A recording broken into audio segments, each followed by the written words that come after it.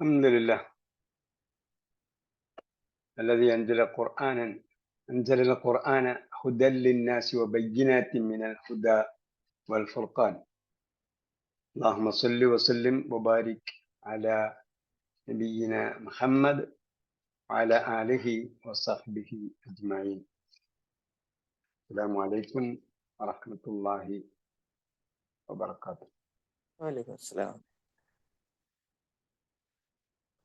أهلا وسهلا ومرحبا بكم إلى آخر لقاء فهم القرآن على أيسر الطريق. ഖുർആൻ പഠനത്തിനുള്ള വഴിയുടെ ഡിപ്ലോമ സെഷന്റെ അവസാന സിറ്റിംഗിലേക്ക് നിങ്ങൾക്ക് ഹാർദമായ സ്വാഗതം. അള്ളാഹുവിന്റെ അപാരമായ അനുഗ്രഹത്താൽ തുടർച്ചയായ രണ്ടര വർഷത്തിലധികം എന്തായാലും ആവും, കറക്റ്റ് എണ്ണം നോക്കില്ല. ഇടയ്ക്ക് നമുക്ക് പരീക്ഷ വന്നു, അവധി വന്നു, റമദാൻ വന്നു, അങ്ങനെ പലതുകൊണ്ടും സമയം ദീർഘിപ്പിച്ച് പോയിട്ടുണ്ടാകാം. ചിലപ്പോൾ ചില സെഷനുകളിൽ ചേർന്നവർ തന്നെ ചില സെഷനുകൾ നേരത്തെ തുടങ്ങിയതായിരിക്കാം. എന്തായാലും അള്ളാഹുവിന് ഒരുപാട് ശുക്ർ ചെയ്യേണ്ടതുണ്ട്. കാരണം പലരും നമ്മോടൊപ്പം തുടങ്ങിയവരും ഇടയിൽ കയറിയവരും പലരുമൊക്കെ ചെയ്തിട്ടുണ്ട്, കൊഴിഞ്ഞു പോയിട്ടുണ്ട് ഇടയ്ക്ക്. ചിലപ്പോൾ നമ്മളിൽ നിന്നും ഈ ലോകത്തുനിന്ന് വിട പറഞ്ഞവരും ഉണ്ടാകാം, നമ്മളൊപ്പം തുടങ്ങിയവർ. സ്വാഭാവികമാണ്. ചിലരൊക്കെ മടുത്ത് പോയവരുണ്ടാകാം. ഇന്നലെ ഒരു അഭിപ്രായം കേട്ടത് ഞങ്ങൾക്കത് എന്താണെന്ന് തിരിയുന്നില്ല എന്ന്. അങ്ങനെ ആർക്കെങ്കിലും അഭിപ്രായം ഉണ്ടോ എന്നുള്ളത് എനിക്ക് അറിയില്ല. അഭിപ്രായം വേറൊരാൾ എനിക്ക് ഫോർവേഡ് ചെയ്തത്. ഞാൻ ആദ്യമായിട്ട് ഇങ്ങനെ കേൾക്കുകയാണ്. അത് എന്താണെന്ന് നമുക്ക് തിരിഞ്ഞിട്ടില്ല. ഖുർആൻ പഠനത്തിന്റെ ലക്ഷ്യം എന്താണെന്ന് തിരിയാത്തത് കൊണ്ടാണ്. ഖുർആൻ പഠനം എന്ന് പറഞ്ഞാൽ പിന്നീട് വായിച്ചാൽ ആ ഭാഗം അല്ലെങ്കിൽ മറ്റൊരു ഭാഗം, ഒരു ഭാഗം പഠിച്ചാൽ മറ്റൊരു ഭാഗം മനസ്സിലാകുക. ഇതാണ് ഖുർആൻ പഠനം കൊണ്ട് ലക്ഷ്യമാകുന്നത്. പിന്നീട് അങ്ങോട്ടങ്ങോട്ട് കൂടുതൽ പഠിക്കും തോറുമാണ് അതിന്റെ ആഴങ്ങളിലേക്ക് ഇറങ്ങി ചെല്ലുന്നത്. ഒരു ഡോക്ടർ ആവുന്നത് കൊണ്ട് അല്ലെങ്കിൽ MBBS പാസ്സാകുന്നത് കൊണ്ട് അയാളുടെ വിഷയത്തിൽ അഗ്രഗണ്യനാകുമെന്ന് നമുക്ക് പറയാൻ പറ്റില്ല. MBBS പാസ്സായതിനു ശേഷമാണ് അയാൾ എന്ത് ചെയ്യുന്നത്? പ്രാക്ടീസ് ചെയ്യാൻ തുടങ്ങുന്നത്. അത് പ്രാക്ടീസ് തുടങ്ങണമെങ്കിൽ എന്ത് ചെയ്യണം? MBBS പാസ്സാകണം. അപ്പോഴാണ് പ്രാക്ടീസ് ആകുന്നത്. അപ്പൊ നമ്മൾ ഡിപ്ലോമ കഴിയുന്നതോടുകൂടി എന്തായി? പ്രാക്ടീസ് ചെയ്യാൻ തുടങ്ങണം. ഇനിയാണ് പ്രാക്ടീസ് തുടങ്ങുന്നത്. അത് കഴിഞ്ഞിട്ടാണ് നമ്മൾ ഖുർആനിൽ അഗ്രഗണ്യരാകുന്നത്. എപ്പോഴാണ്? കൂടുതൽ പഠിക്കുമ്പോഴേ അഗ്രഗണ്യരാകുള്ളൂ. അതിനെക്കുറിച്ചാണ് പറഞ്ഞത്. വല്ലദീ യഖ്റഉൽ ഖുർആന വഹുവ മാഹിറുൻ ബിഹി മഅസ് സഫറത്തിൽ കിറാമിൽ ബററ. ഖുർആൻ വായനയിൽ അഗാധജ്ഞാനം, മാഹിർ, അതിലെ വിദഗ്ധൻ ആയിക്കൊണ്ട്, വൈദഗ്ധ്യം നേടിക്കൊണ്ട് ഖുർആൻ പാരായണത്തിൽ വല്ലദീ യഖ്റഉൽ ഖുർആന വഹുവ മാഹിറുൻ ബിഹി, അതിൽ അഗ്രഗണ്യനായിക്കൊണ്ട് ഖുർആൻ വായിക്കുന്നവർ മഅസ് സഫറത്തിൽ കിറാമിൽ ബററ. സഫറത്തുൽ കിറാമുൽ ബററ നമ്മൾ പഠിച്ചായിരുന്നോ? സഫറത്തുൽ കിറാമുൽ ബററ പഠിച്ചോ? പഠിച്ചോ? എവിടെയാണ്? എന്തായിട്ട്?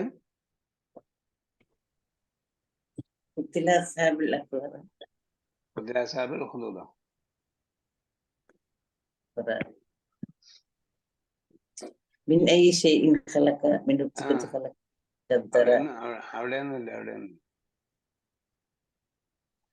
ബിഐദി സഫറ കിറാമിൻ ബററ. ബിഐദി സഫറ കിറാമിൻ ബററ. ഈ ഗ്രന്ഥം എവിടെയാണുള്ളത്? ബിഐദി സഫറ, സഫറയുടെ കൈകളിലാണ്, സന്ദേശ വാഹകരുടെ കൈകളിലാണ്. അവർ കിറാമിൻ ബററ, അവർ പുണ്യവാന്മാരും ആദരണീയരുമാണ് എന്നാ പറഞ്ഞു സൂറത്ത് അബസിൽ. അപ്പൊ അങ്ങനെയുള്ള മലക്ക് നമ്മളെപ്പോഴും പ്രാർത്ഥിക്കുമ്പം സിദ്ദീഖുകളുടെ ശുഹദാഇന്റെ സാലിഹുകളുടെ അംബിയാഇന്റെ മുർസലിന്റെ ഒപ്പമാണെന്നൊക്കെയാണ് പ്രാർത്ഥിക്കുന്നത്, ആകണമേ എന്നൊക്കെ.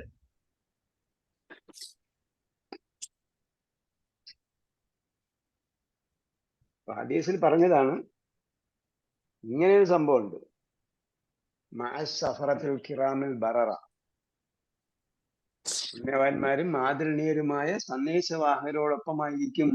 അതാരാ? അത് വലതി ഖുർആന വഹുവ മാഹിറും ബിഹി, ഖുർആനിൽ വൈദഗ്ധ്യം നേടിക്കൊണ്ട് ഖുർആൻ പാരായണം ചെയ്യുന്നവർ.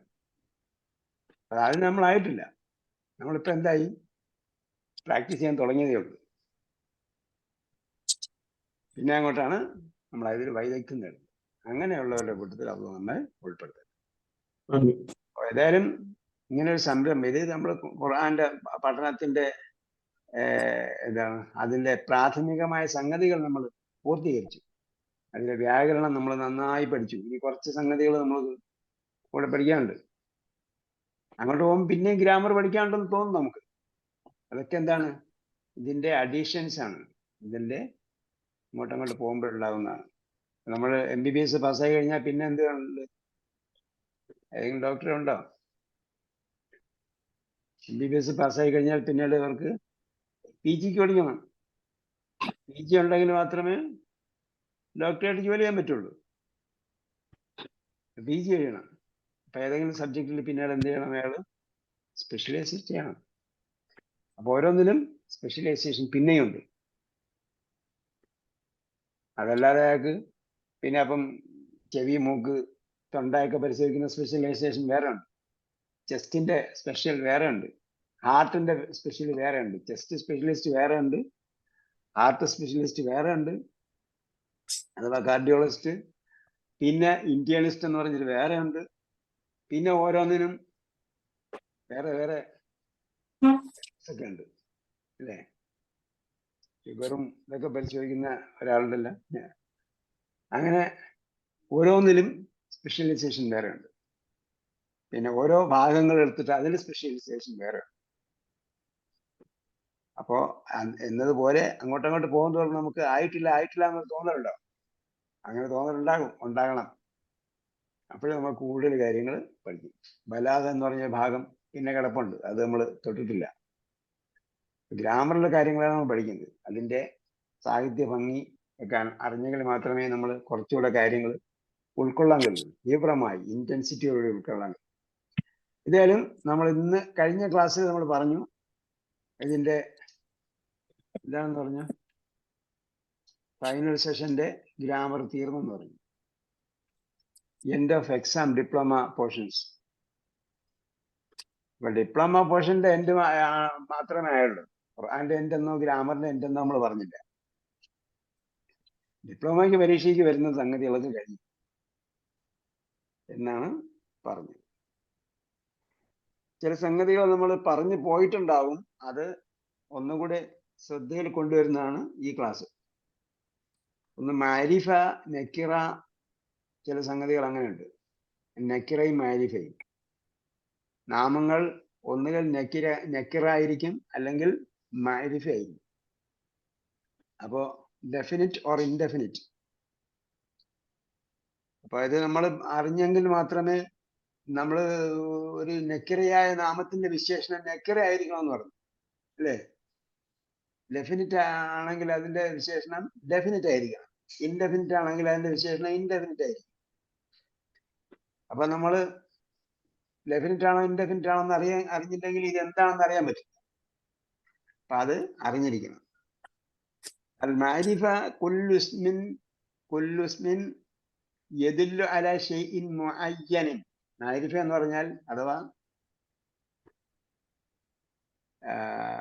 Specific noun or definite noun എന്ന് പറഞ്ഞാൽ യദുല്ലു അലാ ഷൈഇൻ മുഅയ്യനിൻ, ഒരു നിശ്ചിത സംഗതിയെ അറിയിക്കുന്നതാണ്. വഹിയ സബഅത്തുൻ, 7 എണ്ണമാണ്. ഏത്? മാരിഫ എന്ന് പറഞ്ഞാൽ 7 ഇനങ്ങളാണ്, അല്ലെങ്കിൽ 7 സംഗതികൾ നമുക്ക് കണ്ടാൽ അത് മാരിഫയാണോ എന്ന് അറിയാൻ പറ്റും. ഒന്ന് അവമീറു. വമീർ എന്ന് പറഞ്ഞാൽ എന്താണ്? എന്ത് പറയും?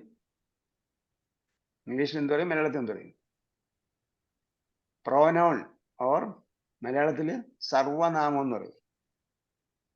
പ്രോനൗൺ, നാമത്തിന്റെ സ്ഥാനത്ത് നിൽക്കുന്ന പദം എന്നാണ് പ്രോനൗൺ എന്ന് പറയുന്നത്. പ്രോ വൈസ് ചാൻസലർ എന്ന് പറയും എന്നൊക്കെ പറയുന്നത്, അതിന്റെ സ്ഥാനത്ത് നിൽക്കുന്ന ആൾ. ഉദാഹരണം നമുക്കറിയാം, ഹുവ ഹും അന്ത അന്തും അന നഹ്നു, പിന്നെ ഉണ്ട് ഹുമായുണ്ട്, അന്തുമായുണ്ട്, ഹുന്നുണ്ട്, ഹിയുണ്ട്. അങ്ങനെ എത്ര സർവനാമങ്ങളുണ്ട്? സർവനാമങ്ങൾ എത്ര എണ്ണം ഉണ്ട്? 21. 21. 21 നമ്മൾ പറഞ്ഞത് 21 പഠിച്ചപ്പോൾ നമ്മൾ പറഞ്ഞു 3 എന്തായിരുന്നാലും നാമങ്ങളാണ്. സർവനാമം പേരിലാണ് ഉണ്ടാവുക, അല്ലെങ്കിൽ ഇൻഡിപെൻഡന്റ് ആയിട്ട് ഉണ്ടാവും. പ്രോനൗൺ എന്ന് പറയുന്നത് 12 എണ്ണമേ ഉള്ളൂ. 12. ഏതൊക്കെയാ 12 എണ്ണം?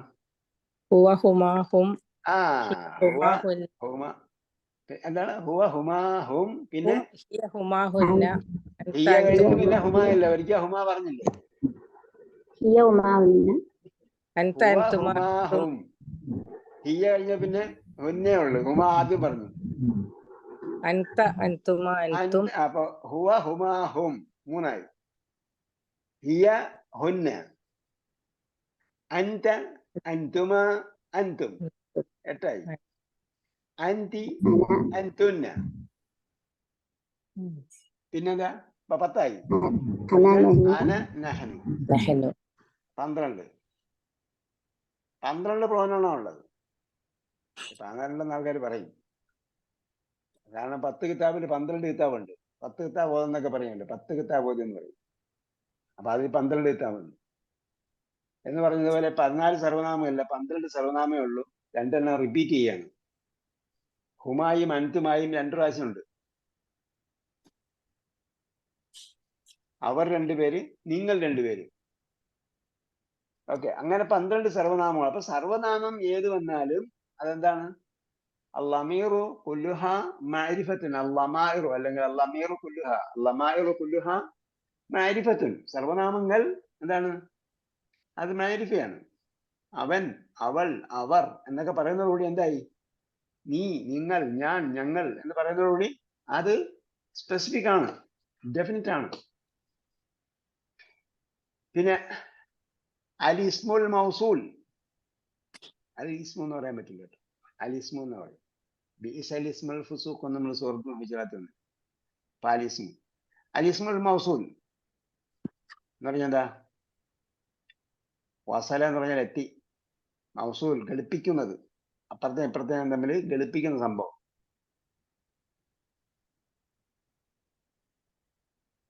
അതെന്താണ്? അല്ലദി, അല്ലത്തി, അല്ലദാനി പോലുള്ള എന്താണ് കൺജങ്ഷൻസ് തമ്മിൽ ബന്ധിപ്പിക്കുന്നതാണത്. അല്ലദി, യാതൊന്ന്, ഇങ്ങനെയുള്ള നാമങ്ങൾ. അല്ലദി, അല്ലദി, അല്ലദിയും അതിന്റെ വകഭേദങ്ങളും. അല്ലദിയും അതിന്റെ വകഭേദങ്ങളും എന്ന് പറഞ്ഞപ്പോ എന്തായി? അല്ലദി ഏകോചനമാണ്, അല്ലദാനി അതിന്റെ ദ്വിവചനമാണ്, അല്ലദീന അതിന്റെ ബഹുവചനമാണ്. 3 എണ്ണമായി. പിന്നെന്താ? അല്ലത്തി അതിന്റെ സ്ത്രീലിംഗമാണ്, അല്ലത്താനി അതിന്റെ അല്ലത്തിയുടെ ദ്വിവചനമാണ്, അല്ലാത്തി ഉണ്ട്, അല്ലായി ഉണ്ട്, അതൊക്കെ സ്ത്രീലിംഗ ബഹുവചനം. അല്ലതിയും അതിന്റെ വകഭേദങ്ങളും. അല്ലതി, അല്ലതാനി, അല്ലദീന, അല്ലത്തി, അല്ലത്താനി, അല്ലാത്തി, അല്ലായി. പിന്നെ അതുപോലെ വരുന്ന പദങ്ങളാണ് മന്നും മായും വരും. ഇവിടെ മന്ന് കൊടുത്തുള്ള സ്ഥലമില്ലാത്തുള്ളൂ കൊടുക്കാൻ ഞാൻ. മൻ, അതേപോലെ മാ. മൻ ഏതൊരുവനാണോ അവൻ. ഖൈറുക്കും മൻ തഅല്ലമൽ ഖുർആന വഅല്ലമഹു. അതേപോലെ മിൻ ശർരി മാ ഖലഖ്. അങ്ങനെയുള്ള മാ. ചോദ്യത്തിന്റെ മാ വേറെ ഉണ്ട്, അല്ല എന്ന് പറയുന്ന മാ വേറെ ഉണ്ട്. മാ ഹദ ബശറുൻ എന്ന് പറഞ്ഞത് ഇതൊരു മനുഷ്യനല്ല എന്ന് പറഞ്ഞു. അതേപോലെ മാ ഹാദ, ഇതെന്താണ് എന്ന് ചോദിച്ചു. അതുവരെ മാ തമ്മിൽ ബന്ധിപ്പിക്കുന്നത്, രണ്ട് ഫ്രേസുകളെ തമ്മിൽ ബന്ധിപ്പിക്കുന്നത് അലിസ്മുൽ മൗസൂല്, അലിസ്മുൽ മൗസൂൽ. അപ്പൊ അങ്ങനെയുള്ളത് എന്തായിരിക്കും അത്? അതൊക്കെ മാരിഫ ആയിരിക്കും. പിന്നെ ഉള്ളത് അൽ അലമു, അൽ ഇൽമെന്ന് വായിച്ചു കളയരുത് കേട്ടോ. അൽ അലമു, അൽ അലം എന്ന് പറഞ്ഞാല് ഇംഗ്ലീഷിൽ എന്ത് പറയും? നാമങ്ങൾ, വ്യക്തി സ്ഥല നാമങ്ങൾ, വ്യക്തിസ്ഥല നാമങ്ങൾ, വ്യക്തികളുടെയോ സ്ഥലത്തിന്റെയോ ഒക്കെ നാമങ്ങൾ. Ahmed, Saad, Dubai, Mecca, Kuwait എന്നൊക്കെ പറഞ്ഞ വ്യക്തികളുടെയോ സ്ഥലത്തിന്റെയോ നാമങ്ങൾ.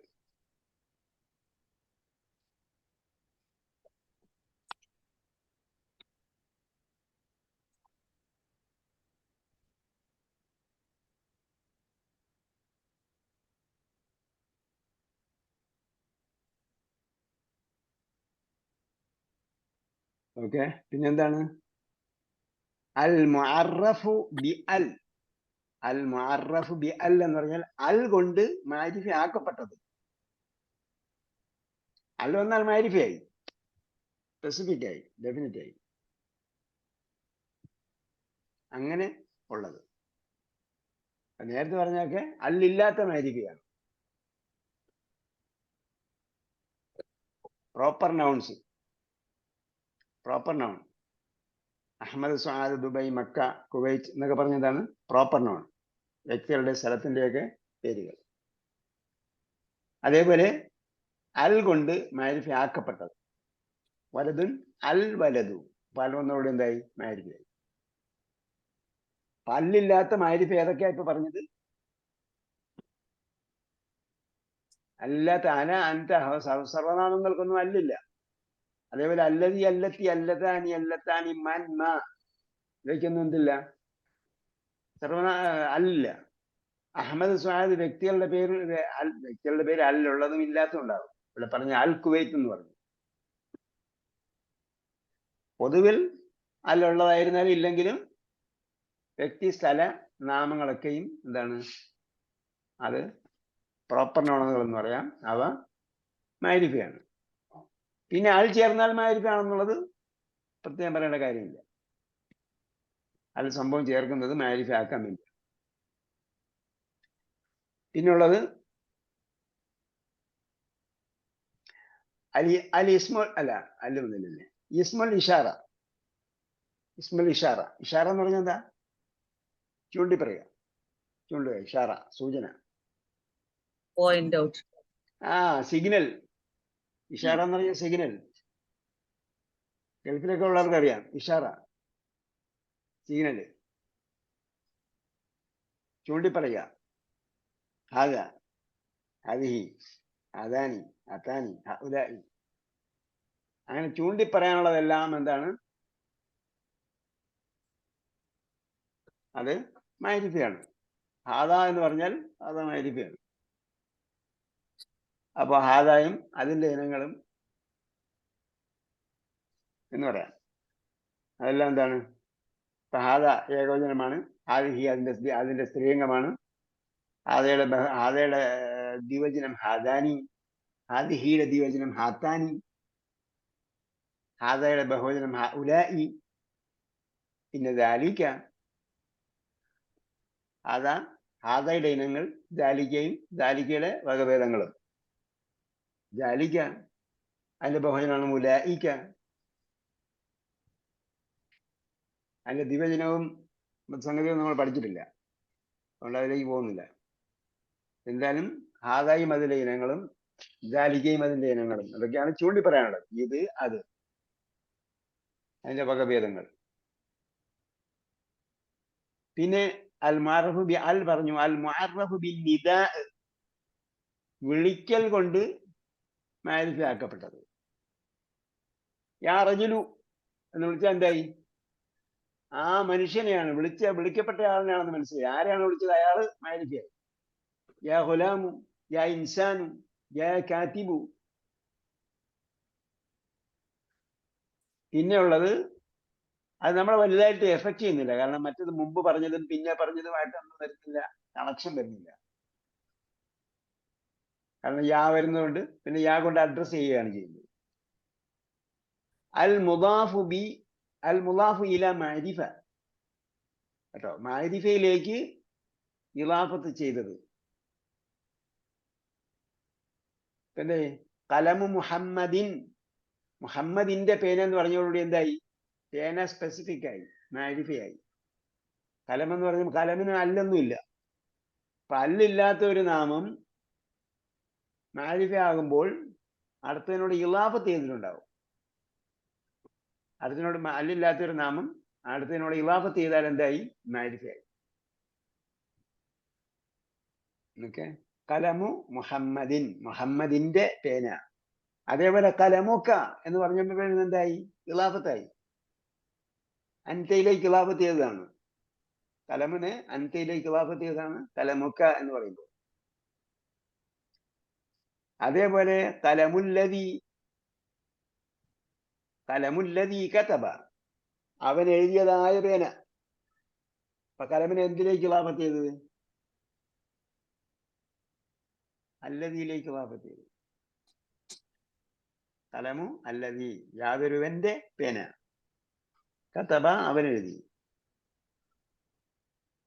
ബൈത്തുൽ അമീരി, അപ്പൊ അവിടെ ഓരോന്നിന്റെ ഉദാഹരണമാണ് പറഞ്ഞു കേട്ടോ. കലമു മുഹമ്മദിൻ എന്ന് പറഞ്ഞപ്പോ അത് പ്രോപ്പർ നൗണിനോട് ഇളാഫത്ത് ചെയ്തതാണ്, വ്യക്തിനാമത്തോട് ഇളാഫത്ത് ചെയ്തതാണ്. വ്യക്തിനാമം എന്താണ്? മഅരിഫയാണ്. കലമുക്ക എന്ന് പറഞ്ഞപ്പോൾ എന്തിനോട് ഇളാഫത്ത് ചെയ്തു? പ്രോനൗണിനോട് ഇളാഫത്ത് ചെയ്തു, പ്രോനൗണിനോട് ഇളാഫത്ത് ചെയ്തു, സർവനാമത്തോട്. കലമുക്ക. കലമുല്ലദി പറഞ്ഞപ്പോ അല്ലദി നേരത്തെ പറഞ്ഞു,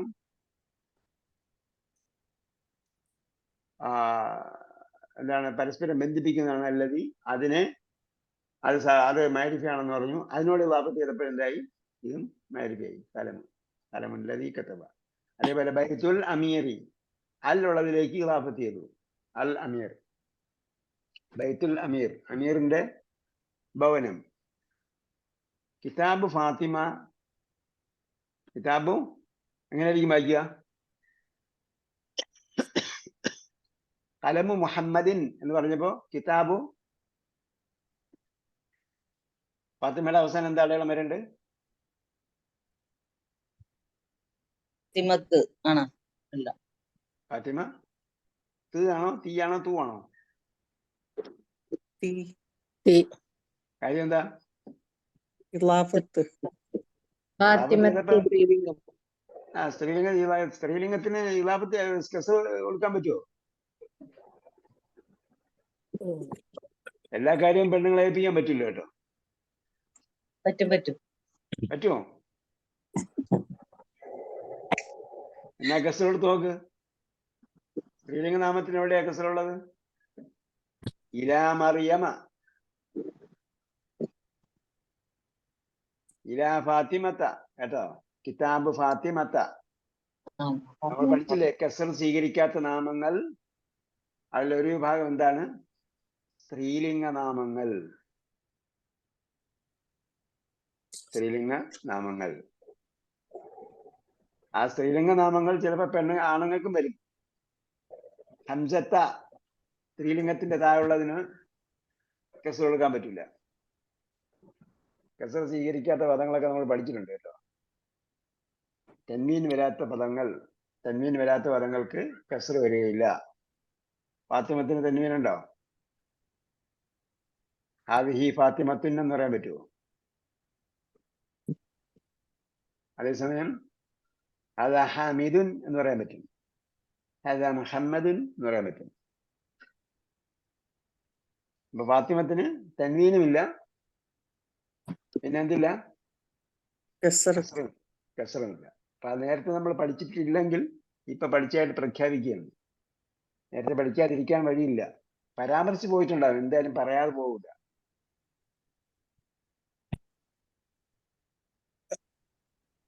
ഗൈറു മുൻസരിഫ് എന്ന് കേട്ടിട്ടുണ്ടോ? ഗൈറു മുൻസരിഫ്. തൻവീൻ സ്വീകരിക്കാത്തവ, മസാക്കീനു, ഷയാത്തീനു ഒക്കെ പഠിച്ചില്ലേ? ഉം. അപ്പൊ എന്തുകൊണ്ടാ അവിടെ പറഞ്ഞല്ലോ, അവിടെ രണ്ട് തമ്മ വരില്ല എന്ന് പറഞ്ഞില്ലേ? പറഞ്ഞു. രണ്ട് തമ്മ വരാത്ത നാമങ്ങളുണ്ട് എന്ന് പറഞ്ഞു.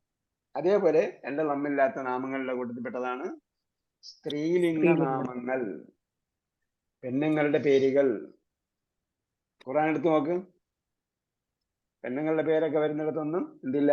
മറിയം. ചേർക്കണം. അവിടെ ഒന്നും കെസറില്ല. കെസറിന് പകരം പിന്നെ എന്ത് ചെയ്യും? കെസർ സ്വീകരിക്കാത്ത പദങ്ങൾക്ക് കെസറിന് പകരം എന്താ ചെയ്യുക? പത്ത കൊടുക്കും. കെസറിന് പകരം പത്ത കൊടുക്കും. പത്ത സ്വീകരിക്കാത്തവ കെസറും കൊടുക്കും, കെസർ സ്വീകരിക്കാത്തവ പത്തവും കൊടുക്കും. എപ്പോഴാ പത്ത സ്വീകരിക്കാത്തവ കെസർ കൊടുക്കുന്നത്?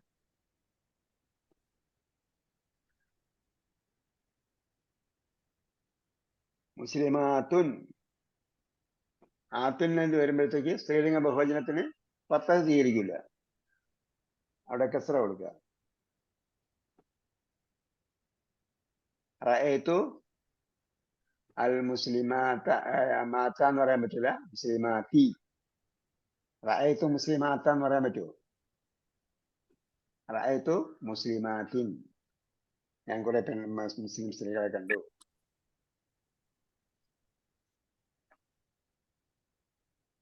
ഹഉലാഇ മുസ്ലിമാത്തുൻ. അതേപോലെ ഇല വന്നാലും അവിടെ കെസറാണ് വരിക. അത് ഈ സെഷനിൽ, ഫൈനൽ സെഷനിൽ നമ്മൾ പഠിച്ചതാണ്. അതോ അതിന് മുമ്പോ? പ്ലാറ്റിനത്തിൽ അല്ലെങ്കിൽ ഫൈനലിൽ അത് വന്നിട്ടുണ്ട്. പ്ലാറ്റിനത്തിലായിരുന്നു. ഓക്കെ ആണോ? ഇല്ലെങ്കിൽ ഉറപ്പിച്ചു വേണം നമ്മൾ. ഈ ഡിപ്ലോമ കഴിഞ്ഞ പിന്നെ വേറെ ഒന്നുമില്ല. ഡിപ്ലോമ കഴിഞ്ഞ പിന്നെ സുഹൃത്തും ബക്കറ ആലിമ്രാം ഇങ്ങനെ വരും. അത് വേറെ കാര്യം. അത് അടുത്ത ബാച്ച് ഇപ്പൊ നടന്നുകൊണ്ടിരിക്കുന്ന ഒരു പ്ലാറ്റിനത്തിലാണെന്ന് തോന്നുന്നു. പ്ലാറ്റിനം ആ ബാച്ച് കഴിയുമ്പോഴാണ് ബക്കറുടെ ക്ലാസ് തുടങ്ങുക. അതുവരെ വെയിറ്റ് ചെയ്യണം. ഓക്കെ, അപ്പോൾ സ്ത്രീലിംഗ നാമങ്ങൾക്ക് എന്തില്ല?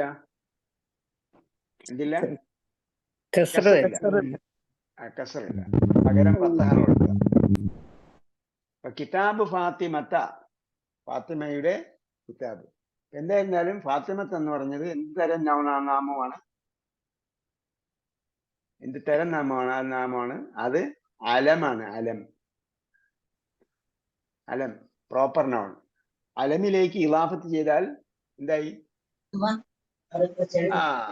അപ്പൊ അത് മാരിഫയായി. മാരിഫ അല്ലാത്ത നാമം മാരിഫയാകും. അപ്പൊ അതാണ് അൽ മുദാഫു ഇല മാരിഫത്ത. മാരിഫയിലേക്ക് ഇളാഫത്ത് ചെയ്താൽ എന്താവും? മാരിഫ അല്ലാത്തത് മാരിഫയാവും. അപ്പൊ ഇതാണ് മാരിഫയുടെ ഇനങ്ങൾ. അഖ്സാമുൽ മാരിഫ, മാരിഫയുടെ ഇനങ്ങൾ: അദ്ദമീറു, അൽ അലമു, അൽ ഇസ്മുൽ ഇഷാറ, പിന്നെ ഇസ്മുൽ മൗസൂൽ, അൽ മുഅറഫു ബി അൽ മുഅറഫു ബിന്നിദാ.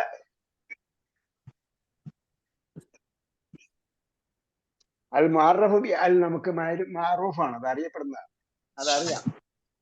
അൽ വന്നാൽ മാരിഫയാണെന്ന് അറിയാം. അൽ മുഅറഫു ബിന്നിദാ, വിളിക്കൽ കൊണ്ട് മാരിഫ ആക്കപ്പെടുന്നത് നമ്മളെ എന്ത് ചെയ്യുന്നില്ല? ഗ്രാമറിന്റെ പൊസിഷനെ ബാധിക്കുന്നില്ല.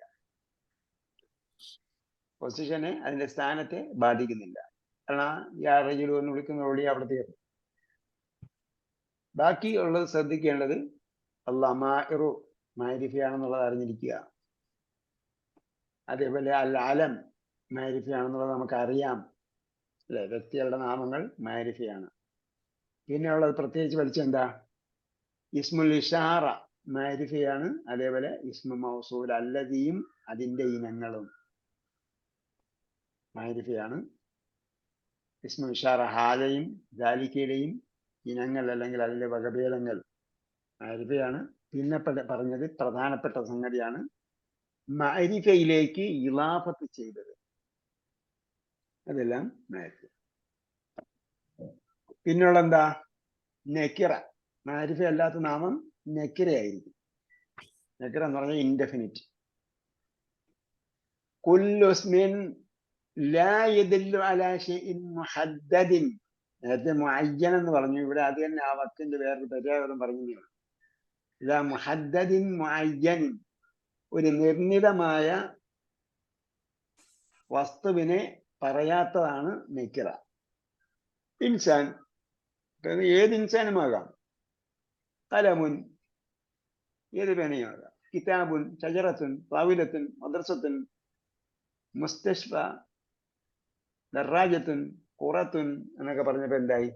അതെല്ലാം നെക്കിറയാണോ മാരിഫയാണോ? നെക്കിറ. നെക്കിറയാണ്. നെക്കിറ എന്ന് പറഞ്ഞാൽ ഇൻഡെഫിനിറ്റ്. ഈ ഭാഗം നമ്മൾ വേറെ ഏതോ ഒരു ക്ലാസ്സിൽ വന്നിട്ടുണ്ട്. ഇവിടെ അത് കോപ്പി എടുത്ത് വേറെ എവിടെ വെച്ചിട്ടുണ്ട്. വന്നിട്ടില്ലെങ്കിൽ ചോദ്യം ചെയ്യാനുള്ള പദങ്ങൾ ഇവയാണ്. അ ആണോ, ഉണ്ടോ, ഹൽ ആണോ, മൻ ആര്, കൈഫ എങ്ങനെ, കം എത്ര, ഇതെല്ലാം നമ്മൾ പഠിച്ചു പോയിട്ടുള്ളതാണ്. അയ്യു ഏത്, ഐന എവിടെ, മത്ത എപ്പോൾ, മാ മാത എന്ത്, അയ്യാന പഠിച്ചായിരുന്നു നമ്മള്. അയ്യാന മുർസാഹ, അലൂനക അനി സാഅതി അയ്യാന മുർസാഹ, എപ്പോഴാണ്.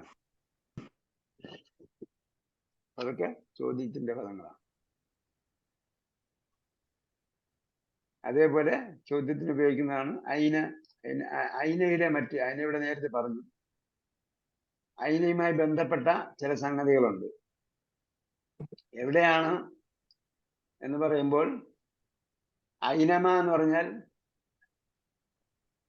എവിടെ ആയിരുന്നാലും, ഐനമാ തക്കൂനു യുദ്രിക്കുമുൽ മൗത്തു, നിങ്ങൾ എവിടെ ആയിരുന്നാലും മരണം നിങ്ങളെ പിടികൂടും. പിന്നെ എവിടെ എന്ന സ്ഥാനത്തെ സൂചിപ്പിക്കുന്ന പദങ്ങൾ ബൈന ഐദി അല്ലെങ്കിൽ ബൈന യദൈ എന്നൊക്കെ പറയുന്നത് മുന്നിൽ എന്നതിനെ സൂചിപ്പിക്കുകയാണ്. ബൈന യദൈ എന്ന് പറഞ്ഞാൽ ഒരു വ്യക്തിയുടെ ആണെങ്കിൽ ബൈന യദൈ എന്ന് പറയും. യദൈ എന്ന് പറഞ്ഞാൽ രണ്ട് കൈകളെന്നാണ്. യഥാർത്ഥത്തിൽ അത് യദാനി എന്നാണ്. യദാനി രണ്ട് കൈകൾ. ബൈനയ്ക്ക് ശേഷം വരുന്ന എല്ലാം എന്തായിരിക്കും? കസർ ചെയ്യപ്പെട്ടതായിരിക്കും. ബൈനയ്ക്ക് ശേഷം വരുന്നത് കസർ ചെയ്യപ്പെട്ടത് ബന്ധ ഇലാഫത്താണ്. അപ്പൊ കസർ ഇലാഫത്ത് ചെയ്തിട്ടത് എന്തായി? യദാനിയെ യദൈനിയാക്കി. പിന്നെന്താവും? ന്യൂന് പോകും. അപ്പൊ ബൈന യദൈ എന്നുള്ളടത്ത് വന്നിട്ട് കസറത്തില്ലല്ലോ ഉസ്താദ്. യദാനി എന്ന് പറഞ്ഞത് ദ്വിവചനമാണ്. യദാനി എന്നത് എന്താണ്? ദ്വിവചനമാണ്. ദ്വിവചനം.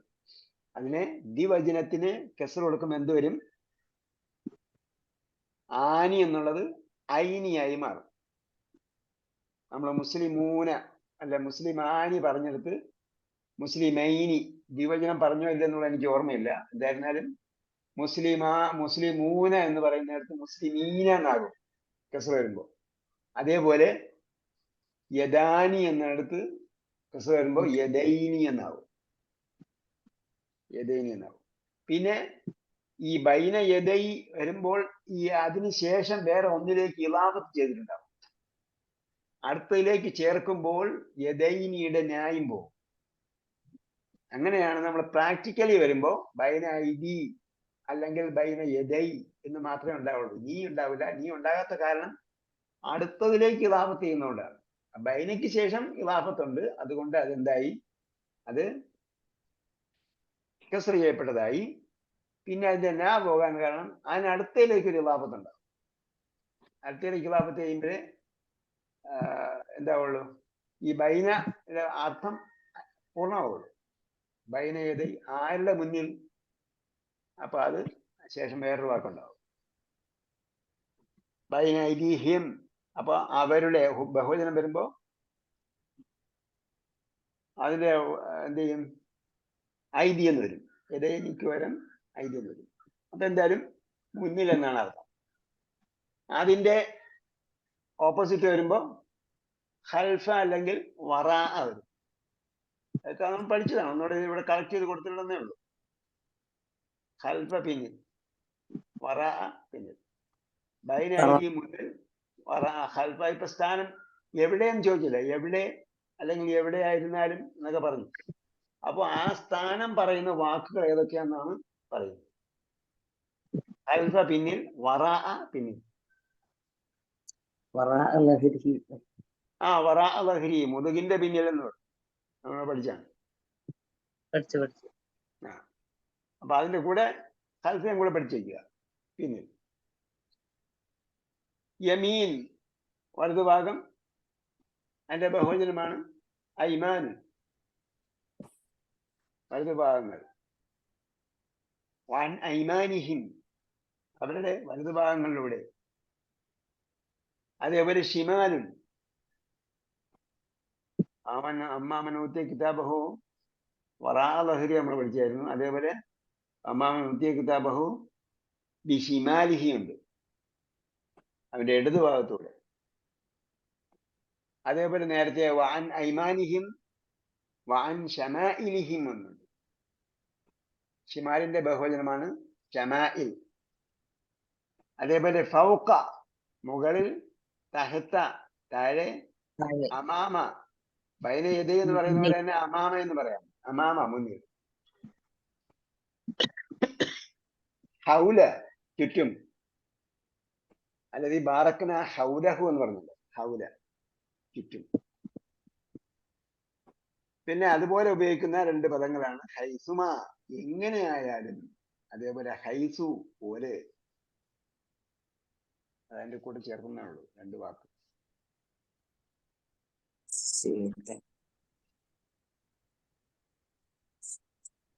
ഇനിയുള്ളത് ഹംസത്തൽ വസ്ലി വൽ ഖത്അ. ഹംസ കേട്ടോ, എവിടെയുള്ള ഹംസ? ഒരു വാക്ക് തുടങ്ങുമ്പോഴുണ്ടാകുന്ന ഹംസത്ത്. അതേപോലെ അൽ ഹംസത്തു വ കുർസിയുഹ, ഹംസയും ഹംസയുടെ സീറ്റും. അതിനെ കുറിച്ചാണ് പറയുന്നത്.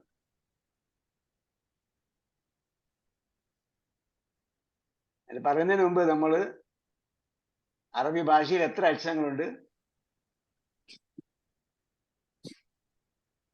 എത്ര അക്ഷരങ്ങളുണ്ട്? 28. ഇത്ര നാൾ പഠിച്ചിട്ട് 28 അക്ഷരം കിട്ടിയുള്ള. പറഞ്ഞ 29 ഉണ്ട്. അങ്ങനെ അദ്ദക്ഷരം ഏത് അദ്ദക്ഷരം കുട്ടികളെ 31. ഹംസോട് കൂടി 21. ഇനി ഓട് കൂടിയിട്ടൊന്നും എവിടെയും പോയി പറയരുത്. എവിടെ ചെന്ന് പറഞ്ഞാലും 29 അക്ഷരങ്ങളുണ്ട് കേട്ടോ. 29 അക്ഷരങ്ങളുണ്ട്. 28 അക്ഷരമാണെന്ന് പറഞ്ഞാല് ഹംസ എവിടെയെന്ന് ചോദിക്കണം. ഹംസ ഇല്ലെങ്കിൽ എണ്ണം പൂർത്തിയാവില്ല, അക്ഷരം പൂർത്തിയാവില്ല. അപ്പൊ അലിഫ് എന്ന് പറഞ്ഞാലോ? അലിഫ് എന്ന് പറഞ്ഞാൽ കാല യഖൂലു എന്നൊക്കെ പറയുമ്പോഴത്തേക്ക് അലിഫ് എവിടെയുണ്ട്? അലിഫിന് മഖ്റജ് ഉണ്ടോ? അലിഫിന് മഖ്റജ് ഇല്ല. മഖ്റജുഹൽ ജൗഫ് എന്നാണ് പറയുന്നത്. വായുടെ ഉൾഭാഗമാണ് അതിന്റെ ജൗഫ്, സോറി, അതിന്റെ മഖ്റജ്. അതേസമയം ഹംസിന്റെ മഖ്റജ് എവിടെയാണ്? തൊണ്ടയുടെ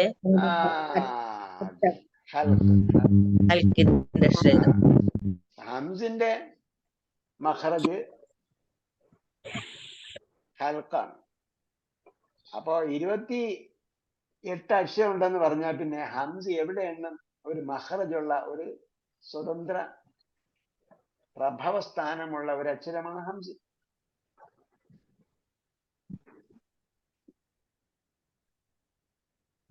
അപ്പോ 29 അക്ഷരം ഉണ്ടെന്ന് ആര് പറഞ്ഞു ചോദിച്ചാല് അറബി ഭാഷ അറിയുന്നവർ പറഞ്ഞിട്ടുണ്ട്.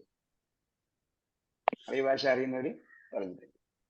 ഉദാഹരണം, അറബി ഭാഷയിലെ ഏറ്റവും വലിയ ഡിക്ഷണറിയാണ് ഏത്? ലിസാനുൽ അറബ് 14 വേൾഡും ഉണ്ട്. 14 വേൾഡ് ലിസാനുൽ അറബ് 12 14 വേൾഡ് ഉണ്ട്. ഒരലമാല ഇങ്ങനെ വെച്ചാൽ ഇങ്ങനെ നീളത്തുണ്ടാവും. ഒരലമാല നിറയെ ഉള്ളതാണ് ലിസാനുൽ അറബ്. ലിസാനുൽ അറബിന്റെ കർത്താവ് ഗ്രന്ഥകർത്താവ് പറഞ്ഞിട്ടുണ്ട് 29 അക്ഷരമാണ്. ഇനി അതിന്റെ മഹ്റ, അപ്പൊ ആ 29 അക്ഷരം എന്ന് പറയുന്നത് ഷെയ്പ്പ് വെച്ചുകൊണ്ടാണ്. അക്ഷരത്തിന്റെ ഷെയ്പ്പ് കോലം വെച്ചുകൊണ്ടാണ് 29 അക്ഷരം എന്ന് പറയുന്നത്. ഇനി നേരത്തെ പറഞ്ഞതുപോലെ മഹ്റജ് വെച്ച് കൂട്ടിയാൽ പിന്നെ ആശയം നമ്മളതിപ്പോ അതിലേക്ക് പോകുന്നില്ല. അതിലേക്ക് പോയാൽ നമ്മളൊന്നും തീരില്ല. എന്തായിരുന്നാലും നമ്മൾ തുടങ്ങാൻ നേരത്ത് പറഞ്ഞു 28 അല്ല എന്ന് പറഞ്ഞു. 29. ഇപ്പൊ നമ്മൾ പറഞ്ഞു 29 അക്ഷരവും നമ്മൾ പഠിപ്പിച്ചിട്ടുണ്ട്. ഇനി പറഞ്ഞു 29 അല്ല അതിൽ കൂടുതലുണ്ട് എന്ന് പറഞ്ഞ ആൾക്കാരും ഉണ്ട്. തജ്വീദിലേക്ക് പോകുമ്പോ 30 31 ഒക്കെ ഉണ്ട്. അതിലേക്ക് നമ്മൾ എന്തായാലും പോകുന്നില്ല. അക്ഷരത്തിന്റെ രൂപം വെച്ചുകൊണ്ട് 29 അക്ഷരം. അല്ല അലിഫ് കഴിഞ്ഞാൽ പിന്നെ ഹംസ്. അപ്പൊ ഈ ഹംസ് എപ്പോഴും സ്വതന്ത്രമായി തന്നെ വന്നുകൊള്ളണം എന്നില്ല. ഓക്കെ,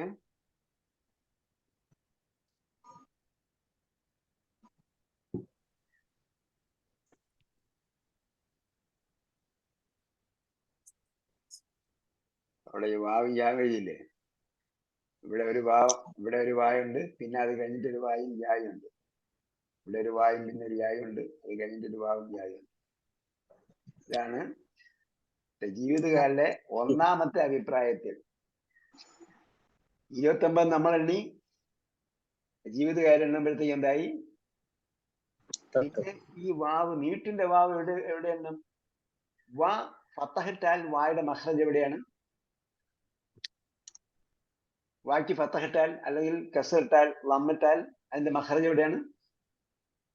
ചുണ്ടില്. അഷഫത്തെ ചുണ്ടാണ്. അപ്പൊ പിന്നെ നീട്ടുമ്പോ യഖൂലു എന്ന് പറഞ്ഞെടുത്ത്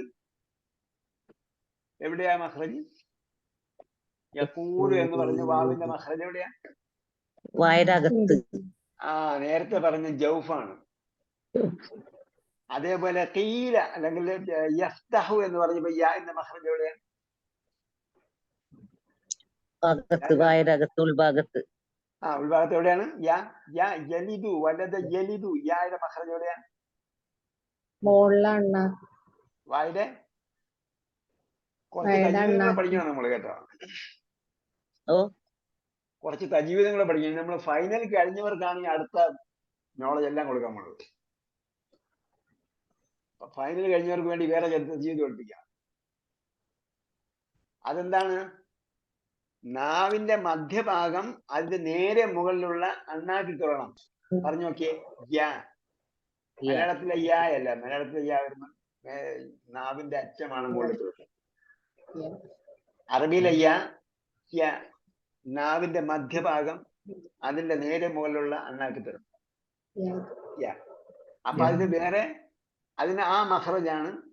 ഖീല എന്ന് പറഞ്ഞപ്പോ യാന്റെ എവിടെ എന്ന് പറയും? ഖീല. തഈലുൻ, ജമീലുൻ എന്നൊക്കെ പറയുമ്പോ യായുടെ മഖ്റജ് എവിടെയാ? വായുടെ ഉൾഭാഗം. അങ്ങനെ ഹുറൂഫുൽ മദ് 3 എണ്ണവും ജൗഫിൽ നിന്നാണ് പുറപ്പെടുന്നത്. അലിഫും വാവും യാവും. ഓക്കെ,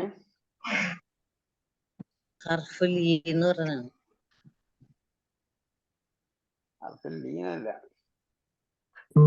ഹുറൂഫ് മദ്ദാണ്. മഖ്റജ് പറയുന്ന ഹുറൂഫ് മദ്ദാണ് പറയുന്നത്. ഹർഫുൽ ലീൻ വരുമ്പോഴത്തേക്ക് ഖൗഫ് വാവ് ഹർഫുൽ ലീനാണ്. ലൈലുൻ എല്ലാം യാ പറയുന്നിടത്തൊക്കെ ഹുറൂഫുൽ ലീനാണ്. അത് വേറെ. പിന്നെ ഒരു മഖ്റജും കൂടെ ഉണ്ട്. മഖ്റജൻ. ഇവിടെ വാവും യാവും എന്താണ്? ഒരു മഖ്റജിൽ നിന്നാണ് പുറപ്പെടുന്നത്. നേരത്തെ പറഞ്ഞ അലിഫ് പുറപ്പെടുന്ന അതേ മഖ്റജ്. അതായിട്ട് അപ്പൊ ആ എണ്ണത്തിൽ ഞാൻ പോകുന്നില്ല. നമ്മൾ 29 അക്ഷരമുണ്ട് എന്ന കാര്യം എന്തായാലും അഭിപ്രായ വ്യത്യാസമേ ഇല്ല, അക്ഷരങ്ങളുടെ ഷേപ്പ് വെച്ചുകൊണ്ട്. ഓക്കെ, ഹംസത്തിന്റെ കുറിച്ച് നോക്കാം.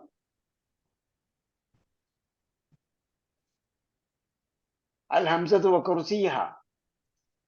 ഹംസ എവിടെ എഴുതണം എന്ന് തന്നെ നമ്മൾ കണ്ടുപിടിക്കും.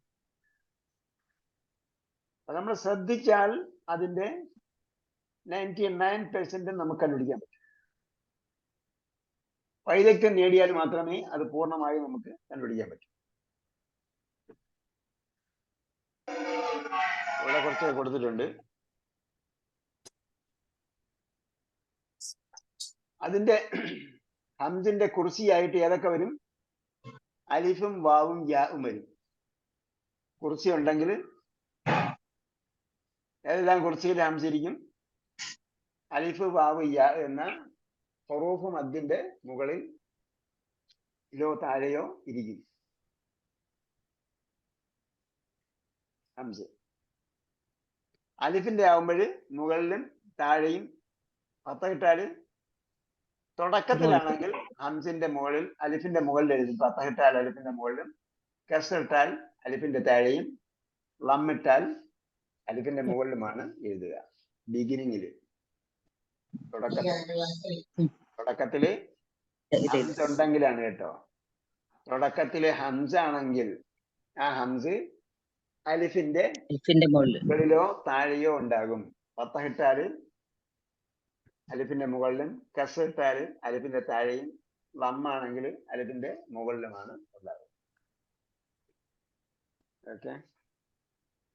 പിന്നെ വാവിന്റെ മുകളിലും വരും, യാന്റെ മുകളിലും വരും. മദീന മുസ്ഹബിലെ പ്രിന്റ് അനുസരിച്ച് യാന്റെ താഴെയും വരും. അതെവിടെയാണ് നമുക്ക് നോക്കാം. ഉദാഹരണം, ആമന എന്നൊരു വാക്ക് എഴുതി. ആമന എന്ന വാക്ക് എഴുതിയപ്പോഴത്തേക്ക് ആക്ക് ശേഷം ദീർഘമാണ്. അപ്പൊ ഹംസിന് ശേഷം ദീർഘമാണ് വരുന്നതെങ്കിൽ, അല്ലെങ്കിൽ അലിഫാണ് വരുന്നതെങ്കിൽ ഹംസ എവിടെ എഴുതണം? ഓൺ ദ ഫ്ലോർ, തറയിൽ, നിലത്ത് എഴുതണം. അല്ല സത്ര എന്നാണ് പറയുന്നത് കേട്ടോ, ലൈനിൽ എഴുതണമെന്നാണ്. ആമന. ഉലായിക്ക വരുന്നിടത്ത് അലിഫിന് അതായത് ഹംസിന് ലമ്മാണ്, അതുകൊണ്ട് അലിഫിന്റെ മുകളിൽ എഴുതുന്നു. മുഅ്മിനുൻ, ഈ വാക്കുകളൊക്കെ പഠിച്ചു വെച്ചാൽ മതി കേട്ടോ. ഈ വാക്കുകൾ പഠിച്ചു വെച്ചാൽ നമുക്ക് അതിന്റെ അത് പോലുള്ളത് വന്നാൽ അങ്ങനെ ആണെന്ന് വിചാരിച്ചത്. മുഅ്മിനുൻ. അപ്പൊ ഹംസിന് എന്താണ്? അടയാളം ഇല്ല. ഹംസിന് അടയാളം ഇല്ലാതെ വന്നാൽ എന്ത് ചെയ്യണം? അതിന്റെ മുമ്പുള്ളത് നോക്കണം. അടയാളം ഇല്ല എന്ന് പറഞ്ഞാല് ഹംസിന് സുക്കൂനാണെന്ന് അർത്ഥം. അപ്പൊ കസ്രം അല്ല ഉള്ളത് സുക്കൂനാണെങ്കിൽ അതിന്റെ മുമ്പുള്ള അക്ഷരം എന്തടയാളം നോക്കണം. സുക്കൂൻ വന്നതിന് മുമ്പ് എന്തായിരുന്നാലും അടയാളം ഉണ്ടാവും. മുമ്പുള്ള അക്ഷരത്തിന് അടയാളം ഉണ്ടാവും. അപ്പൊ അവിടെ മുമ്പുള്ള അക്ഷരത്തിന് അടയാളം ലമ്മാണെങ്കിൽ അത് ലമ്മിന്റെ അനുയോജ്യമായ അക്ഷരം ഏതാണ്? വാവാണ്. ലമ്മിന്റെ അനുയോജ്യമായ അക്ഷരം വാവാണ്. അപ്പൊ വാവിന്റെ മുകളിൽ എഴുതണം. വാവിന്റെ മുകളിൽ എഴുതണം. പിന്നെ ഹംസിന് ഹംസിന് ലമ്മായിരിക്കും. ലമ്മായിരിക്കുമ്പോൾ വാവിന്റെ മുകളിലാണ് എഴുതേണ്ടത്.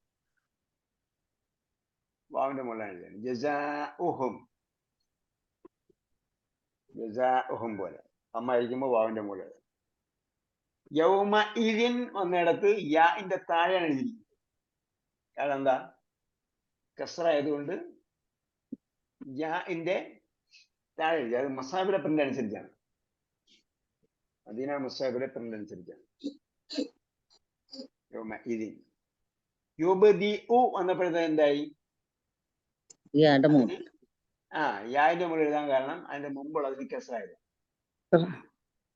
മുമ്പുള്ളതിന് കസറായി. ഉം, ഉം.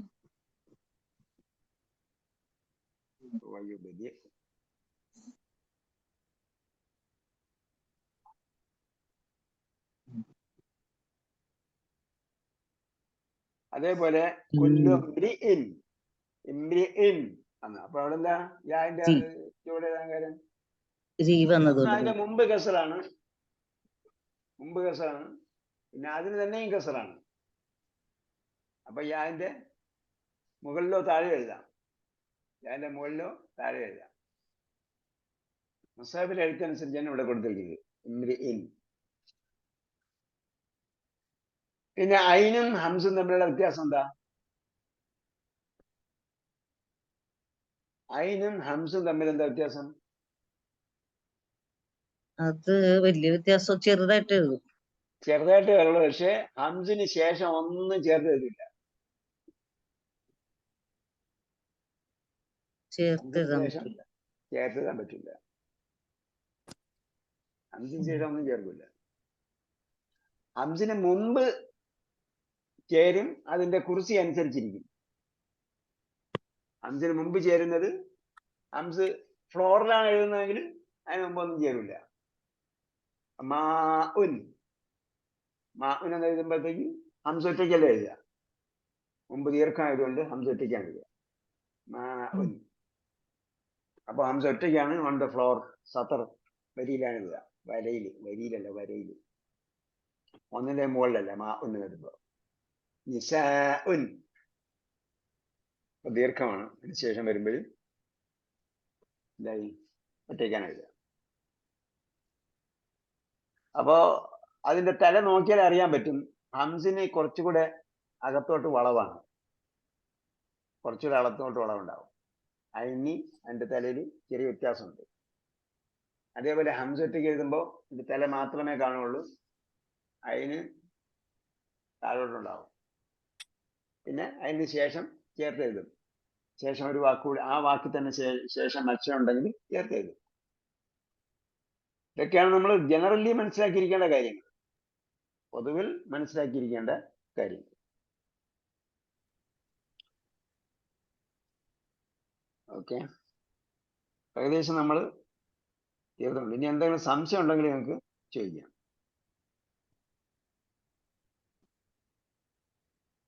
ഇനി നമുക്ക് പരീക്ഷ, റമദാനിന് മുമ്പ് പരീക്ഷ കഴിഞ്ഞിട്ട് ഡിപ്ലോമ സർട്ടിഫിക്കറ്റ് വാങ്ങണ്ടേ?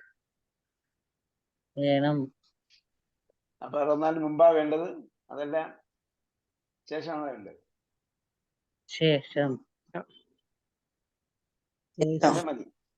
ഇതെല്ലാം നമ്മൾ പറഞ്ഞ സംഗതികൾ, ഈ അവസാനത്തെ ക്ലാസ്സുകളെല്ലാം നന്നായിട്ട് കേട്ട് പഠിച്ച് ഉറപ്പ് വരുത്തിയിട്ട് ആണ് പരീക്ഷ എഴുതേണ്ടത്. ഓക്കെ, എല്ലാ സംഗതികളും ചോദിച്ചിട്ട് നിങ്ങളെ ബുദ്ധിമുട്ടിക്കല്ല. പരീക്ഷ എളുപ്പമായിരിക്കും, പക്ഷേ എല്ലാം പഠിച്ചാലേ പരീക്ഷയ്ക്ക് എഴുതാൻ പറ്റുള്ളൂ. 1 മാർക്കിന് ഒരു സ്ഥലത്തും ചോദിച്ചു, എല്ലാം പഠിച്ചെങ്കിലേ 1 മാർക്ക് എഴുതാൻ പറ്റുള്ളൂ, അല്ലെങ്കിൽ നിങ്ങൾ ടോപ്പർ അല്ലാതായി പോകും. 1 മാർക്കൊക്കെ പോവുള്ളൂ. കുറച്ച് കട്ടിയാണ്. അപ്പൊ കോൺക്രീറ്റ് ചെയ്യണ്ട, തലകടിച്ചാൽ മതി മുകളിൽ. ആ വീടിന്റെ മുകളിൽ കോൺക്രീറ്റ് ആണോ തല കടിച്ചിരിക്കുകയാണ്?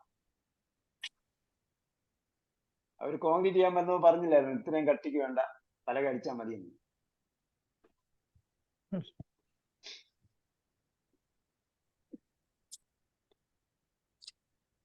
ഇത്രയും കട്ടിക്ക് പഠിച്ചാല് നിങ്ങൾ പരീക്ഷ എഴുതി കഴിയുമ്പോൾ പറയും കട്ടിയാണോ കട്ടി കുറവാണോ.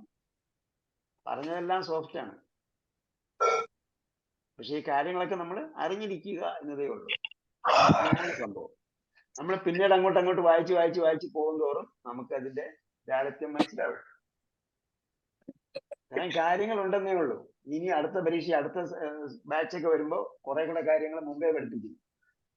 ഇപ്പോ പ്രിലിമിനറി 2 പോകാതെ തന്നെ ഗ്രാമർ പഠിപ്പിക്കാൻ തുടങ്ങി പുതിയ ബാച്ചിൽ. പ്രിലിമിനറി 2 മുതൽ തുടങ്ങി 3 കുറച്ചുകൂടെ വരും. അങ്ങനെ കുറേശ്ശെ അഡ്വാൻസ് ആയിട്ട് പഠിപ്പിക്കും. അപ്പൊ അവസാനം വരുമ്പോ ഇതിന്റെ കൺക്ലൂഷൻ മാത്രമേ ഉണ്ടാവുള്ളൂ.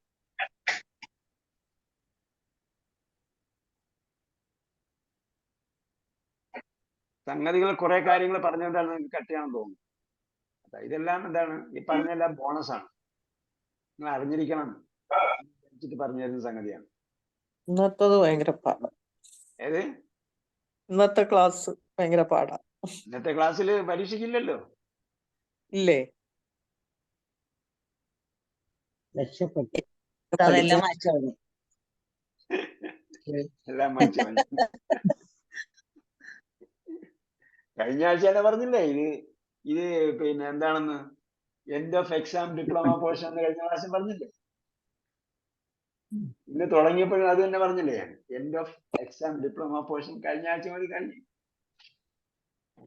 ബാക്കി കാര്യങ്ങൾ നിങ്ങൾ വായിക്കുമ്പോൾ നിങ്ങളുടെ മനസ്സിൽ വരും, അത് പറഞ്ഞിട്ടുണ്ടായിരുന്നു. നേടാൻ വേണ്ടി മാത്രം പറഞ്ഞതേ ഉള്ളൂ. ഇനങ്ങൾ ഏതെല്ലാമാണ് നെക്കിടയുടെ ഇനങ്ങൾ എന്നൊരിക്കലും ചോദിക്കില്ല. പക്ഷെ മനസ്സിലാക്കാനല്ലേ ഉണ്ട് കുറച്ച്. മനസ്സിലാക്കാനുള്ളതേ ഉള്ളൂ. ഇത് നിങ്ങൾ ഇപ്പോഴല്ലെങ്കിൽ പിന്നീട് ഈ ക്ലാസ് കേട്ട് പഠിച്ചാലും മതി, പരീക്ഷ കഴിഞ്ഞിട്ട് കേട്ട് പഠിച്ചാലും മതി. റമദാനിന് ഇഷ്ടം പോലെ സമയമുണ്ട്. ആ സമയത്ത് സമൂസയും മറ്റേ എന്താ പറയാ മുട്ടമാലയൊന്നും ഉണ്ടാക്കാൻ പോകണ്ട. മുട്ടമാല കണ്ണൂരുള്ള ആരും ഇല്ലേ?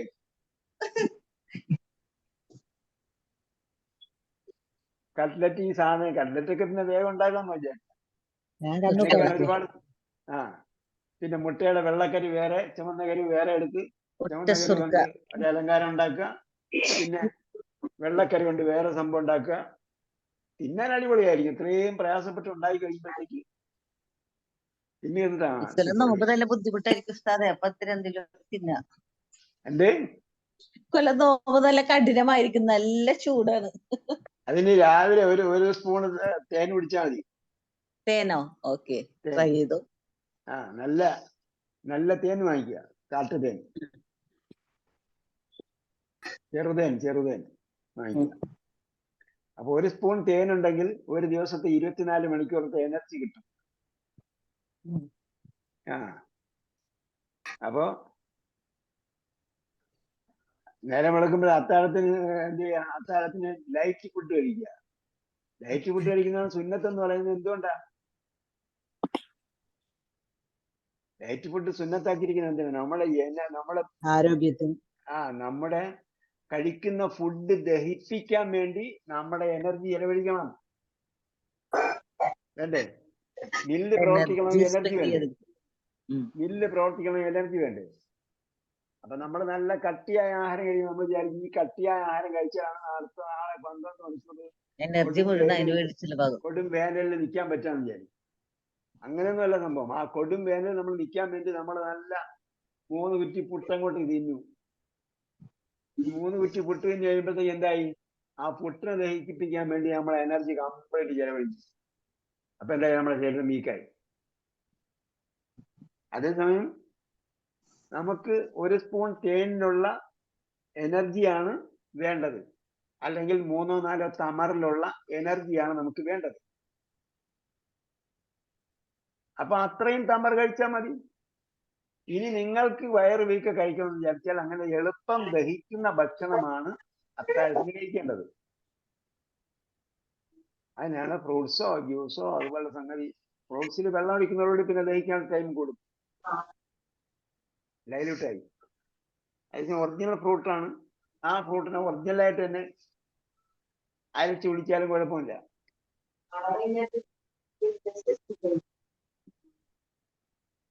പഠനവുമായിട്ട് ബന്ധപ്പെട്ട് എന്താ ചോദിക്കേണ്ടത്? ഞാൻ ഒരു അൽക്കാഫ് ബാഗ്സലിമീനാന്ന് കണ്ട്. അവിടെ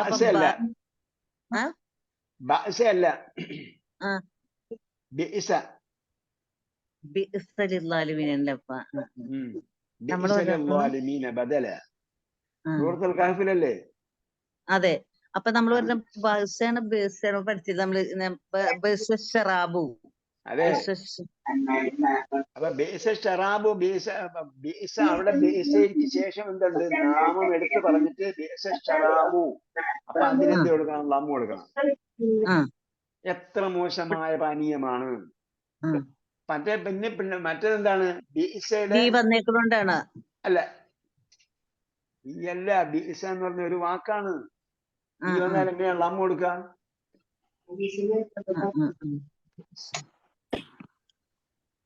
ഓക്കെ ബിഅസ ഒരു വാക്കാണ്. നിഅമ ബിഅസ രണ്ട് വാക്കുകൾ എടുത്ത് പഠിപ്പിച്ചില്ലേ? ആ പിന്നെ എങ്ങനെ ബി വരെ ബി ഒരു വാക്കാണെങ്കിൽ പിന്നെ അടുത്ത സുക്കൂൻ എങ്ങനെ വരും? സുക്കൂൻ കൊണ്ട് ഒരു വാക്ക് തുടങ്ങൂല. സുക്കൂൻ കൊണ്ട് ഒരു വാക്ക് തുടങ്ങൂല. അപ്പൊ നിങ്ങൾ ചോദ്യം എന്താ? ബിഅസ ഷറാബുവിന്റെ ലമ്മുള്ള നാമം ഏതാണെന്നാണ് ചോദിക്കുന്നത്. അത് അപ്പൊ ഇവിടെ ബിഅസലിൽവാലിമീന എന്ന് പറയുമ്പോ അവിടെ ഇപ്പൊ ലീ വന്നുകൊണ്ടാണ് അവിടെ കെസറ് വന്നത്. ബദല. അപ്പം ബിഅസയുടെ എന്താണ് മോശമായിരിക്കുന്നത്? അൽവാലിമീന ബദല. അക്രമികൾക്ക് അവർക്ക് പകരമായി ലഭിച്ചത് എത്ര മോശമായ സംഗതിയാണ് എന്നാ പറയും. ബദല് പകരം. ബേസയുടെ പ്രയോഗം അവിടെയുണ്ട്. പക്ഷെ ബേസയുടെ പ്രയോഗം ഒരു വാക്കിൽ ഒരു പദത്തിലല്ല വന്നിരിക്കുന്നത്, മറിച്ച് എന്താണ് ഒരു ജുംലയിലാണ് വന്നിരിക്കുന്നത്. അതാ സംശയം വന്നത്. ഒരു സെന്റൻസ് ആയിട്ടാണ് വന്നിരിക്കുന്നത്. അപ്പം എന്താണ് ലിൽവാലിമീന ബദല, അക്രമികൾക്ക് പകരമായി ലഭിച്ചത് എന്താണ്? എത്ര മോശമായതാണ്. മോശമായി എന്നല്ല, അത് ആശ്ചര്യകരമായ പ്രയോഗമാണ്. ഈ പരിഭാഷയിൽ വരുമ്പോഴത്തേക്ക് ചിലപ്പോ വാക്യത്തിന്റെ ഘടന മലയാളത്തിൽ പറയാൻ വേണ്ടി ചില വാക്കുകൾ മാറ്റി പറയും. അതേപോലെ വായിക്കുന്നവർക്ക് പരസ്പരം ബന്ധമുണ്ടാകാൻ, ആശയം ഉണ്ടാകാൻ വേണ്ടിയൊക്കെ മാറ്റി പറയും. പക്ഷെ അറബിയിലെ ഇന്റൻസിറ്റി അല്ലെങ്കിൽ അതിന്റെ കറക്റ്റ് ഫോക്കസ് അല്ലെങ്കിൽ അതിന്റെ ഊന്നൽ കറക്റ്റ് ആയിട്ട് കിട്ടൂല ട്രാൻസ്ലേറ്റ് ചെയ്യുമ്പോൾ. ഇതാണ് നമ്മളിത് പ്രത്യേകം എടുത്ത് പഠിക്കുന്നത്. പരിഭാഷയിൽ ഒന്നുകൂടെ വായിച്ചു നോക്കണം കേട്ടോ. അത് എത്ര മോശമായതാന്ന് സംഭവം അവിടെ ഉണ്ടാവും. നിങ്ങൾ വായിച്ചു നോക്കിയാ വല്ല പരിഭാഷയിൽ. ഖുറാനിന്റെ അർത്ഥം നോക്കുമ്പോ കുറേ സംശയങ്ങൾ വരുന്നുണ്ട്. കുറേ സംശയം ഉണ്ടെങ്കിൽ ആ സംശയങ്ങളെല്ലാം നമ്മളെ ഗ്രൂപ്പിൽ ഇടുക കേട്ടാ. ഫൈനൽ പഠിച്ചു പോയിട്ട് പിന്നെ സംശയം വെച്ചോണ്ട് പോകരുത്. എല്ലാ സംശയവും ഗ്രൂപ്പിൽ ഇടുക. എഴുതാൻ പാടാണെങ്കിൽ എഴുതി ഫോട്ടോ എടുത്ത് ക്ലിയർ സ്കാൻ ആയിരിക്കണം. Clear scan. നമ്മൾ സ്കാൻ ചെയ്യാൻ വേണ്ടി ഒരു ആപ്ലിക്കേഷൻ പറഞ്ഞില്ലേ, ആ സ്കാനിൽ എടുത്തിട്ട് എന്ത് ചെയ്യണം? ഡോക്യുമെന്റ് ആയിട്ട് പിക്ചർ ഫോർമാറ്റിലോ PDF-ലോ ഇട്ടാൽ മതി. പക്ഷെ വാക്കിന് ഇതേപോലെ വ്യത്യാസ അർത്ഥം വരുന്നുണ്ട്. നമ്മൾ പഠിച്ച അർത്ഥം അല്ലാതെ ഓരോ ഭാഗത്ത് വരുമ്പോ ഏതിന് വാക്കുകൾക്ക് നമ്മൾ പഠിച്ച അർത്ഥം അല്ലാതെ ഓരോ ഭാഗത്ത് ഒരു സിറ്റുവേഷൻ അനുസരിച്ച് വേറെ അർത്ഥം വരും. ഇപ്പൊ ലറബ ഉസ്താദ് പറയില്ലേ, പണ്ട് പറഞ്ഞത് ലറബ ഒരുപാട് അർത്ഥമുള്ള ഒരുപാടാണ്. ലറബ അല്ലേ? കുറെ വാക്കുകൾ ഇങ്ങനെ വരും. അർത്ഥം കറക്റ്റായിട്ട് കിട്ടും. അതൊക്കെ ലറബ എവിടെയൊക്കെ വന്നിട്ടുണ്ടെന്ന് ലിസ്റ്റ് തന്നായിരുന്നോ? ആ പണ്ട് കുറെ നാള് പുസ്തകം പറഞ്ഞിരുന്നു ലറബയ്ക്ക് പല അർത്ഥം ഉണ്ട്, നോക്കണം എന്നൊക്കെ. അതൊക്കെ നോക്കി അർത്ഥം തന്നെ. ബൈന എന്ന് പറയുമ്പോ ഇടയിൽ നിന്ന് അർത്ഥമുണ്ട്. പക്ഷെ ഇവിടെ ബൈന യദാനി എന്ന് പറയുമ്പോ മുന്നിൽ അല്ലെ? രണ്ട് കൈയുടെ ഇടയിൽ എന്ന് പറഞ്ഞാല് രണ്ട് കൈയുടെ ഇടയിൽ മുന്നിൽ നിന്നാണ് അർത്ഥം. നിങ്ങൾ മലയാളത്തിൽ ഓരോ വാക്കും എടുത്ത് നോക്കണം. മലയാളത്തിൽ ഓരോ വാക്കെടുത്ത് നോക്കിയാൽ അതിൽ ഇതേപോലെ അർത്ഥങ്ങള്, വേറെ അർത്ഥങ്ങളുള്ള വ്യത്യസ്ത, ഞാൻ വേണമെങ്കിൽ ലിസ്റ്റ് ഉണ്ടാക്കി അയച്ചു തരാം.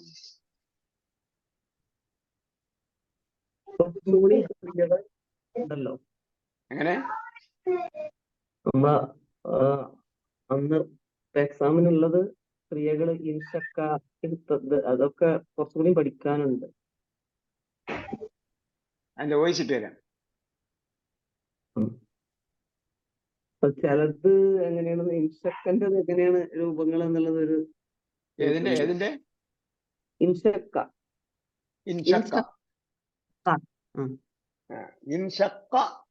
എന്ന് പറഞ്ഞതിലെ കോഫാണ്. അതിന് ഷക്ക് ഉണ്ടാകേണ്ടതില്ല. ഷക്കിന് കാഫാണ്. അത് കഴിഞ്ഞിട്ടുള്ളത്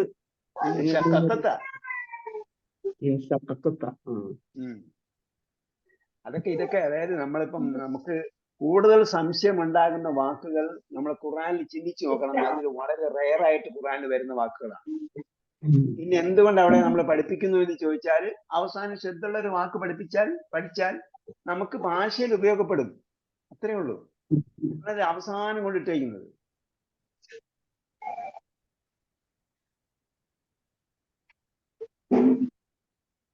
ഓക്കെ, ഇപ്പൊ എന്ത് ചെയ്യേണ്ടതില്ല, വിഷമിക്കേണ്ടതില്ല. ഇൻഷൊക്കെ എവിടെ വന്നിട്ട് ഖുർആനിൽ എവിടെ വന്നിട്ടാണ് നമുക്ക് ആ സംശയം വന്നത്, ഇതിന്റെ ഒറിജിനൽ കിട്ടാത്തത്, റൂട്ട് കിട്ടാത്തത്. കുറെ വേർഡ്സ് എല്ലാം അർത്ഥം കിട്ടുന്നുണ്ട്, പക്ഷെ അതെല്ലാം കൂടി വരുമ്പോ നമ്മളേതോ പറയുന്നു അതിൽ പറയുന്ന MBBS പാസ്സായാൽ അയാൾക്കല്ല രോഗം മനസ്സിലാക്കാൻ പറ്റുമോ?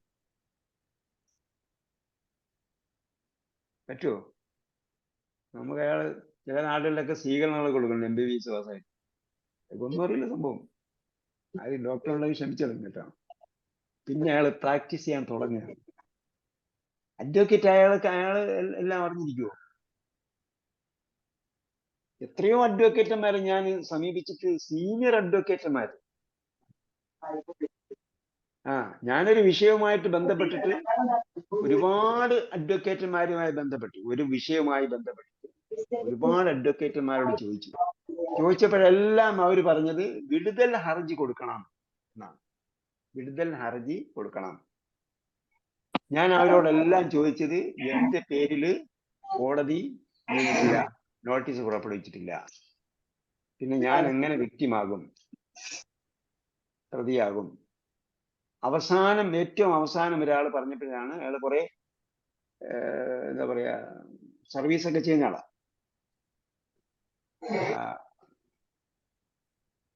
അപ്പൊ അയാൾ പറഞ്ഞു എന്ത് ചെയ്താണ്, അത് ആ വില്ലേജ് ഓഫീസർക്കെതിരെ എവിടെ കൊടുക്കണം, വേറെ പെറ്റീഷൻ കൊടുക്കണം. ആ വില്ലേജ് ഓഫീസർക്കെതിരെ പെറ്റീഷൻ കൊടുക്കണം, വേറെ ഡിപ്പാർട്ട്മെന്റ് കൊടുക്കണം. അപ്പോ പറഞ്ഞ അഡ്വക്കേറ്റുമാരല്ലേ എന്താ അറിയാം, നിയമം പഠിക്കാത്തോണ്ട ആ നിയമം അവർ കൈകാര്യം ചെയ്തിട്ടില്ല എന്ന് മാത്രമേ. അങ്ങനെ വിഷയം അവര് യഥാവിധി കൈകാര്യം ചെയ്തിട്ടില്ല. വരുന്നിടത്തെല്ലാം എന്ത് വരുന്നിടത്ത് വെച്ച് അവർ കാണുകയാണ്. എങ്ങനെ പ്രോബ്ലം സോൾവ് ആയി പോകാൻ മാത്രമേ നോക്കുന്നുള്ളൂ, അല്ല അതിന്റെ യഥാർത്ഥ വഴി അന്വേഷിക്കുന്നില്ല. ഞാൻ മിനിസ്റ്ററിന്റെ അടുക്ക വരെ പോയിട്ട് പിന്നീട് എല്ലാം തിരിച്ച് ഒരു വില്ലേജ് ഓഫീസറും തഹസീൽദാറും താലൂക്ക് ഓഫീസറും പറഞ്ഞനുസരിച്ചാണ് ചെയ്യാൻ പറഞ്ഞത്.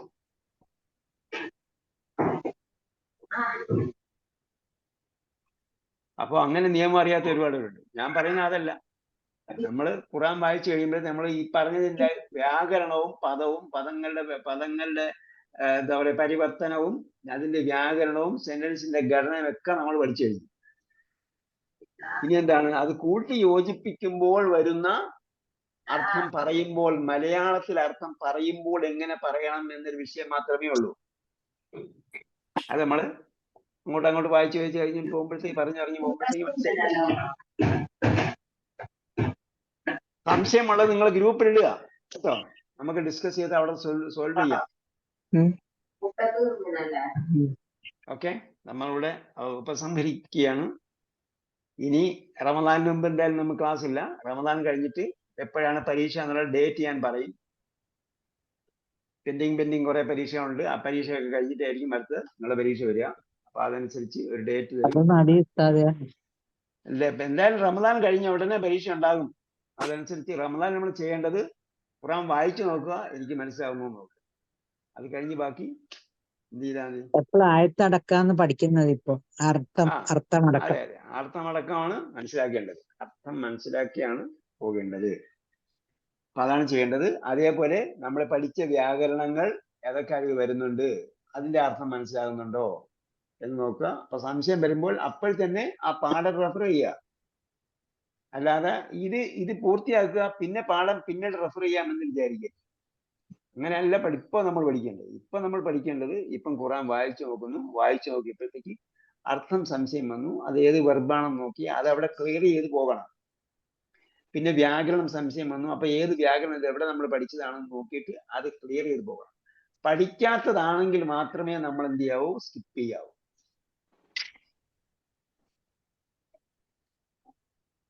ഓക്കെ, അപ്പൊ ആ രീതിയിൽ ഖുർആൻ വായിക്കുക. നേരത്തെ പറഞ്ഞതുപോലെ വളരെ യഖ്റഉൽ ഖുർആന വഹുവ മാഹിറും ബിഹി ആവുക, ഖുർആനിൽ വൈദഗ്ധ്യം നേടിക്കൊണ്ട് വായിക്കുന്നവരാവുക. അങ്ങനെ മലക്കുകളുടെ മുഖറബുകളായ മലക്കുകളുടെ സാന്നിധ്യം ഉണ്ടാകട്ടെ.